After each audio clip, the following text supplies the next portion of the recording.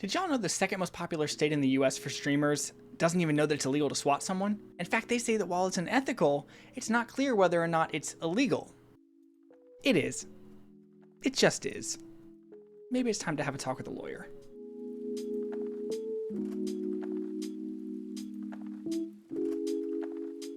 Okay, so swatting in the gaming community has been a problem since time immemorial, but it's recently become a much bigger thing, with big streamers like Booga, Dr. Lupo, and Tfue all getting swatted live on stream. Now, luckily, no one's actually gotten hurt in any of these, but since this has been happening since before Twitch was even Twitch, it begs the question, why is this still happening? Well, to understand that, we're going to have to zoom out and look at the problem in its entirety, because it's not going to be as simple as just passing some new law. But before we get into that, I just want to say this is a huge issue spanning 50 US states, not to mention federal jurisdiction, and it takes a lot of research to figure out exactly what everything goes into it.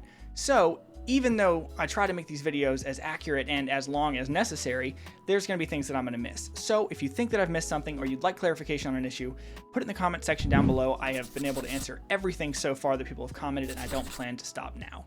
But with that out of the way, let's get into federal jurisdiction. And before you click off, I'm going to make this as short and painless as possible, but we really do have to understand some basic tenets of the law or none of this is going to make any sense. So to make this as clear and simple as possible, the feds can't just sweep in on any case that comes across their desk. The swatter actually has to be from a different state from the swattee for them to get jurisdiction. And that's why the federal government can't just pass some new law that fixes everything. But that doesn't mean they're not trying. In fact, they've been trying since 2009 with the Truth in Caller ID Act. The Truth in Caller ID Act prohibits persons from causing any caller identification service to knowingly transmit misleading or inaccurate caller identification information with the intent to defraud, cause harm, or wrongfully obtain anything of value. Basically, it made spoofing illegal, and it made each offense punishable by $10,000 and up to $1 million for repeat offenses. And that's cool and all, but it clearly didn't stop the swatting problem, and it certainly didn't stop me getting calls 5 times a day about my car warranty expiring, or having to pay the IRS right in that moment, or else they're going to bust down my door. Which, pause, if you do get calls like that, my grandmother did one time at 2 a.m., don't pay them. That guy's from Turkmenistan. The IRS doesn't work that way.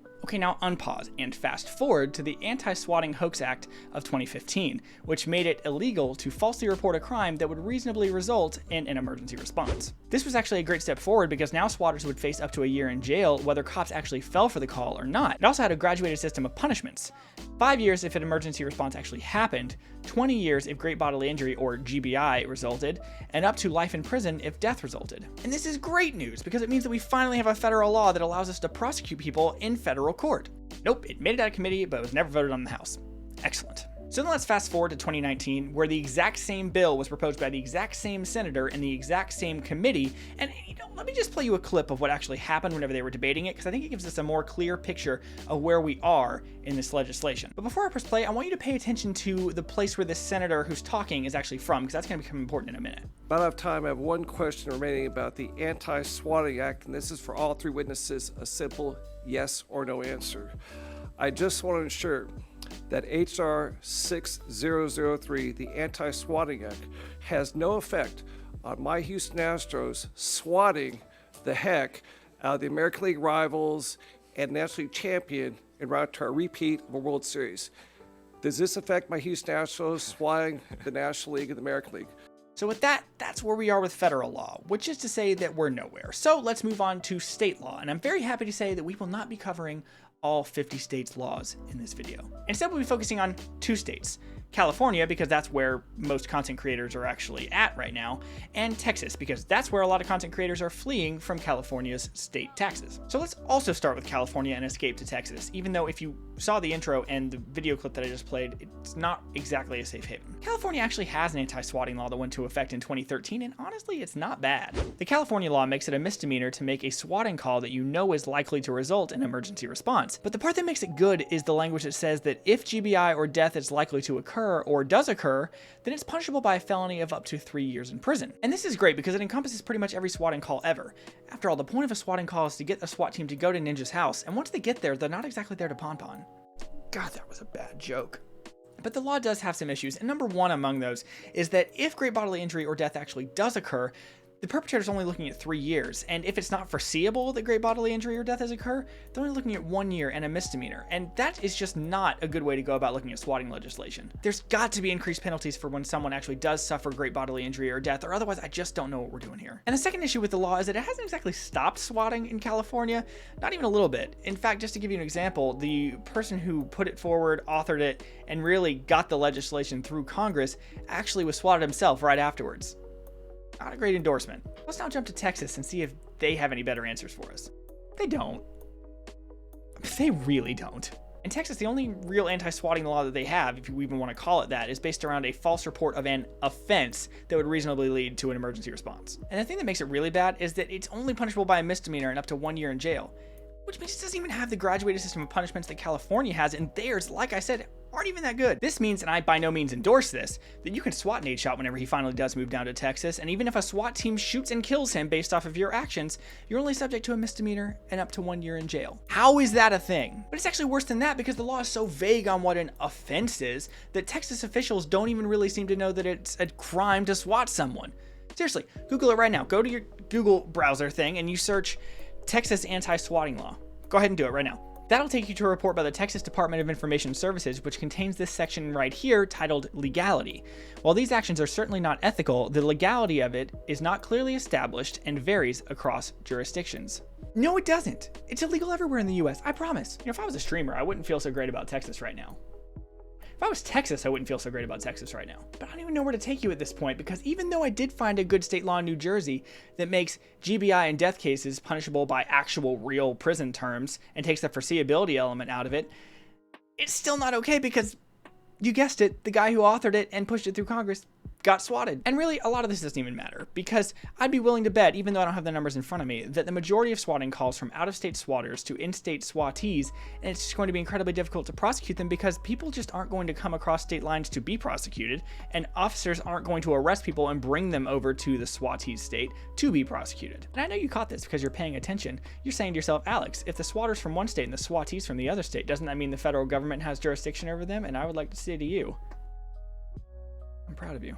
But you clearly weren't paying that much attention because you forgot that Congress hasn't passed any new anti-swatting legislation since 2009. So, I'm not proud of you. I am proud of you. I don't know. Now, that isn't to say that the federal government hasn't had any success in prosecuting swatters over the years. In fact, in 2015, they were able to prosecute someone successfully for a 41-month sentence for swatting in a bomb hoax. And then in 2017, a man was sentenced to 20 years for cyberstalking and a false report resulting in death. But unfortunately, in both these cases, prosecutors had to get really creative with how they were charging people just to make sure they could get a conviction. And even though they were able to get a conviction, these aren't long-term solutions. What if we don't have prosecutors that are passionate about this? What if the calls don't fit within the parameters of the workaround laws that they chose?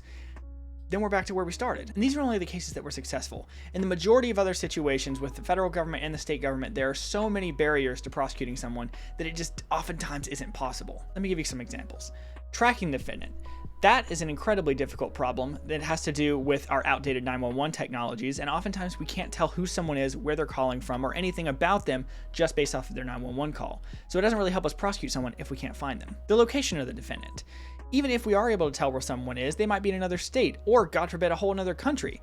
What are we going to do if they're in a whole another country? We're not going to wait for this guy to come from Taiwan to here to prosecute him. The age of the defendant. I'm not going to sit here and try to say that 15, 16, 17-year-olds need to go to prison for the rest of their life because they made a swatting call. I understand that whenever people are young, they make dumb decisions, and they're going to do this sort of thing because they think it's funny. But we don't really have the tools to get to these people early to make them know that it's not a joke so they don't cause harm in the future. Options available to prosecutors. Whether it's a misdemeanor or a felony determines how much effort I'm going to be able to put into it. Whether or not I have to deal with the level of intent required for a swatting call to go to a different level, whether or not there are levels to the swatting law. If I don't have the option to look at a case and say, okay, this person received great bodily injury or death as a result of the defendant's actions, or this defendant has done this 50 other times, then again, I don't really know what I'm doing here. Is anybody else getting the idea that maybe prosecution and new laws isn't really the way forward here? After all, if there's anything I've learned in my admittedly short tenure as a prosecutor, is that criminals don't stop criming simply because you make something illegal. So what's the solution then? Well, I'm happy to say there are actually people out there and systems out there that are doing a good job of preventing these hoaxes in the future. And they do so by making it so that police can identify a potential hoax before they ever respond. The first one is NextGen 911, which helps dispatchers to identify who the caller is and maybe determine if something is a hoax that way. This solves several of the problems that I mentioned earlier, including telling us where the defendant is and who they might be. But there are also problems with this, and that being that Next Gen 911 was originally proposed in 2000, and as of 2015, only 10 states had actually adopted it. And in those states, it wasn't even statewide. So clearly, a lot of progress needs to be made here, but it is absolutely essential if we want to get a hold of this swatting problem. The next one is something that's actually been implemented right now and is being implemented and taught around the country. I like to call it the Seattle solution. The Seattle solution actually came about whenever Booga got swatted in Seattle. A gamer and police officer for the Seattle PD named Sean Whitcomb saw this happen in his hometown and took some tech the officers already had and created his own solution. And that solution is essentially a content creator / famous person registry. If a content creator thinks they might be a victim of swatting, or a famous person thinks they might be a victim of swatting, they can give their name and address to the police, and then that will put them on a registry. And that registry will alert officers when they're being dispatched to a house of a potential swatting incident that it could be a hoax. That doesn't mean that cops aren't going to respond to these people's houses if they call 911. That's just inviting disaster. But what it does mean is that police officers will know what they're walking into and won't walk in through the door via battering ram and won't have their ARs raised whenever they first come in contact with the people there. And while this doesn't stop the swatting problem altogether, it is a great way to possibly curb the danger posed by it. If officers know what they're walking into, know who the caller is, then maybe we can save some lives. And with that, that's all I have for you. I hope you enjoyed and you learned something along the way, and if you did, make sure you drop me a like. Maybe a subscribe if you really like the stuff. Oh, and I always forget to do this, but I actually stream on Twitch too. There's links down below.